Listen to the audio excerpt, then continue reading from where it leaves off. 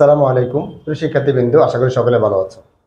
UK coaching centre কর্তৃক আয়োজিত নবম দশম শ্রেণীর ইংলিশ সেকেন্ড পেপারের কমপ্লিটিং সেন্টেন্সের আরও একটি ক্লাস নিয়ে আমরা তোমাদের সামনে হাজির হয়েছি। গত কয়েকটি ক্লাস ধরে আমরা ধারাবাহিকভাবে কমপ্লিটিং সেন্টেন্স নিয়ে আলোচনা করেছি। তার ধারাবাহিকতা আমরা আজকে আলোচনা করব no sooner had dot dot than scarcely had dot dot when hardly had dot dot when. এই রুলসটা নিয়ে আমরা তোমাদের সামনে আজকে বিস্তারিত আলোচনা করব। এখন খেয়াল করো, এই যে আমরা রুলসটা লিখেছি এখানে, এই রুলসটার বাংলা অর্থ হচ্ছে তে না তে। কি বলেছি আমি? এটা বাংলা অর্থ হচ্ছে তে না তে। তে না তে কি? আমরা মাঝে মাঝে বলি না, আমি স্কুলে পৌঁছাইতে না পৌঁছাইতে ক্লাস শুরু হয়ে গেছে, তার শেষে কি ছিল? তে না তে।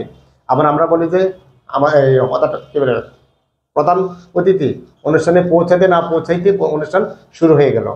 অথবা আমরা বলি আমি স্টেশনে যাইতে না যাইতে কি করছে, গাড়িটি চলে গেল।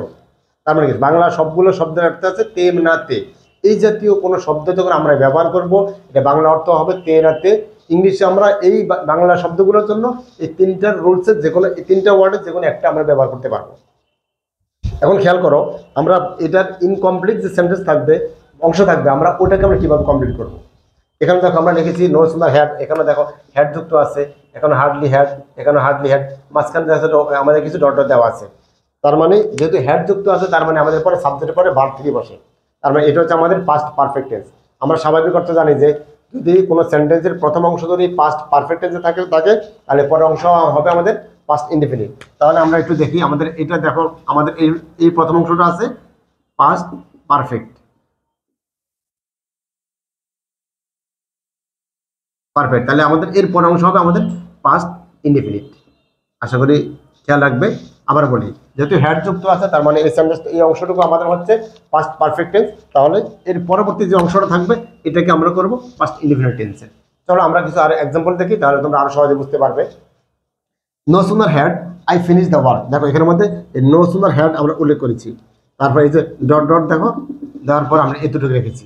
আমরা কিন্তু এই দ্যানটা আমরা ব্যবহার করিনি, কারণ এই শব্দটুকু প্রশ্নের মধ্যে উল্লেখ থাকতেও পারে, নাও থাকতে পারে। ম্যাক্সিমাম সময় এটা উল্লেখ থাকে না, আমাদেরকে উল্লেখ করে সেন্টেন্স শুরু করতে হবে। তাহলে আমরা খেয়াল করো, নো সুনার হ্যাড আছে এখানে, দেখো এখানে হ্যাড আছে, পরে আমরা সাবজেক্টের পর এখানে বি থ্রি, তার মানে এটা আমাদের পাস্ট পারফেক্ট টেন্স। পরে অংশ শুরু করবো আমরা দেন দিই, আমরা আগে দেনটা লিখে নিই। এরপরে দেখো দেন আমরা শুরু করছি। তাহলে এখন আমরা করি, দেখো no sooner had I finish the work. আমি কাজটি শেষ করতে না করতে, আবার বলি, আমি কাজটি শেষ করতে না করতে কি হয়েছে? ধরো আমি বললাম যে that is he ran away.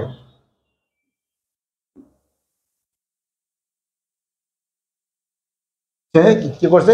চলে গিয়েছে। আমি আবার বলি, আবার আমরা কি no sooner had I finish the work, আমি কাজটি শেষ করতে না করতে দেন তখনই হি রান অ্যাওয়ে, সে কি করলো? চলে গেল।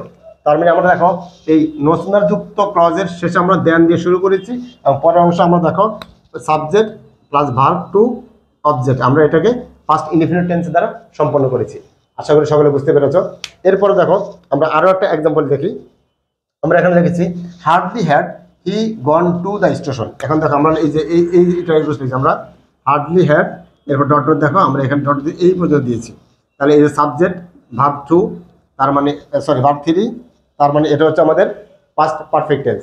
তাহলে পরের অংশ আমরা শুরু করবো কি দ্বারা? হোয়েন দ্বারা শুরু করবো। তাহলে আমরা শুরু করি হোয়েন। আবার বলি hardly had he gone to the station, সেই স্টেশনে পৌঁছাতে না পৌঁছাতে কি হয়েছে? ট্রেনটি ছেড়ে গেল। When the train left. দেখো তার সাবজেক্ট আমরা লিখছি এখানে দ্য ট্রেন, আর বার লিখছি আমরা লিভের পাস্ট ফর্ম লিখছি আমরা লেফট। আশা করি সকলেই বুঝতে পেরেছ। এরপর দেখো আমরা আরো একটা এক্সাম্পল লিখেছি no sooner had the girl pass in the exam. এখনো খেয়াল করো, আমরা এই দেখো নো সুনার হ্যাড লিখেছি এখানে, ডট ডট দেখো এখানে দিয়েছি, এই পর্যন্ত আমরা দিয়েছি। তার মানে এখানে সাবজেক্ট আছে দ্য গার্ল, আর এখানে ভার্ব থ্রি, তার মানে এটা হচ্ছে আমাদের পাস্ট পারফেক্ট টেন্স। পরের অংশ হবে আমাদের পাস্ট ইনডিফিনিট। তাহলে আমরা কি বলতে পারি? No sooner had the girl passed in the exam, মেয়েটি পরীক্ষা পাস করতে না করতে কি হয়েছে? সে একটি ভালো চাকরি পেয়েছে। তাহলে কি দ্বারা শুরু হবে? এটা দেন দ্বারা। আমরা লিখি then she get a good job, সে একটি ভালো কি পেয়েছে? চাকরি পেয়েছে। আশা করি সকলে, সরি এটা হবে গট হবে। সে she got a good job, সে একটি ভালো চাকরি পেয়েছে। আশা করি সকলে বুঝতে পেরেছ। তোমাদের এই রুলসের ক্ষেত্রে একটা জিনিস মাথা রাখবে, যেহেতু নো সুনার সাথে হ্যাড আছে, স্কার্টের সাথে হ্যাড আছে, হার্ডের সাথে হ্যাড আছে, তার মানে হ্যাডযুক্ত যে অংশটুকু আছে সেটা অবশ্যই পাস্ট পারফেক্ট টেন্স থাকবে। তাহলে পরের অংশ আমাদের করতে হবে পাস্ট ইনডিফিনিট টেন্সে। আর পাস্ট ইনডিফিনিট টেন্সের গঠনকে আমরা জানি সাবজেক্ট প্লাস ভার্ব টু, এরপর অবজেক্ট দিয়ে আমরা সেন্টেন্স শেষ করব। আশা করি এইটুকু মনে রাখলে তোমরা এই রুলসটাকে ইজিভাবে করতে পারবে। তো আশা করি আজকে এই পর্যন্ত রাখি। তোমরা সবাই ভালো থাকো, সুস্থ থাকো, আল্লাহ হাফিজ।